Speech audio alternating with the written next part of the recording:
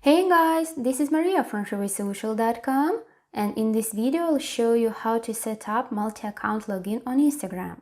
Instagram now provides you with the multi-account login feature that allows you to log into several accounts with the same password.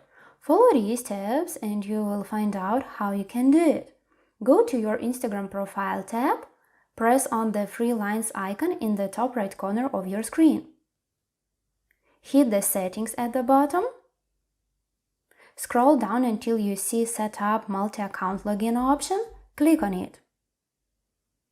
Now choose the account and password you would like to use in order to log into both of your accounts.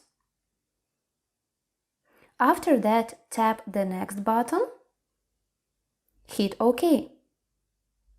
That's it.